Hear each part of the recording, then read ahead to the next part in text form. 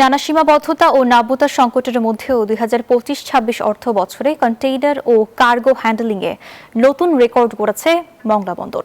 এ সময়ে 29,714 TEUs container handling হয়েছে, যা আগের অর্থ বছরের তুলনায় প্রায় 38% বেশি।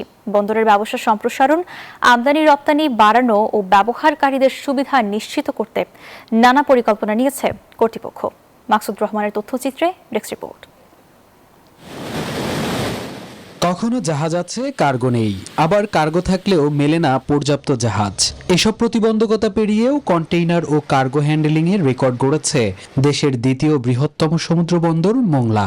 নানা সীমাবদ্ধতার পরও বন্দরে 2025-26 অর্থ বছরে হ্যান্ডলিং হয়েছে 29,714 টিইউএস কন্টেইনার, আগের অর্থ বছরের তুলনায় যা প্রায় 38% বেশি। মংলা বন্দরে যে জাহাজ যখন ঢুকবে, সে ঢোকার পথে ফেয়ারওয়ের ওখানে যে ড্রেজিং করেছিল, সেই ড্রেজিং ডায়াগোনালি ড্রেজিং করাতে উপরে এবং নিচের পলি এসে প্রতি 6 মাস পর পর এর নাব্যতা হারায় ফেলে এবং কোটি কোটি টাকা এর পিছনে খরচ করা হয়। মাসে দুটো কন্টেইনার দুইবার। এখন বায়ারদের সবসময় একটা নির্ধারিত টাইম থাকে যে তুমি ওই টাইমের মধ্যে এক্সপোর্ট করতে হবে। আমরা দেখা যায় ওই টাইমে যদি কন্টেইনার না থাকে, তাহলে শিপিং টাইমটা আমাদের শিপমেন্ট টাইমটা ওভার হয়ে যায়। বন্দরের ব্যবসা সম্প্রসারণ ও আমদানি রপ্তানিকারকদের সুবিধা নিশ্চিত করতে কর্মপরিকল্পনা নিয়েছে বন্দর কর্তৃপক্ষ, বলছেন এই কর্মকর্তা। নিয়মিত রক্ষণাবেক্ষণ ড্রেজিং কার্যক্রম অব্যাহত রয়েছে। প্রয়োজনীয় কার্গো এবং কন্টেইনার হ্যান্ডলিং যন্ত্রপাতি ক্রয় করা হয়েছে।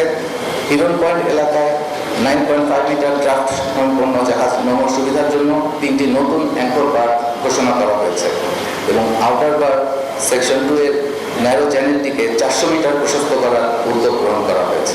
বন্দরের ব্যবসা বাণিজ্যে আরও গতি আনতে নানামুখী উদ্যোগ গ্রহণের কথা জানান নৌ পরিবহন মন্ত্রীও। বসুন্ধরা টিস্যু, অশুদ্ধতার বিরুদ্ধে এক বিন্দুও ছাড় নয়।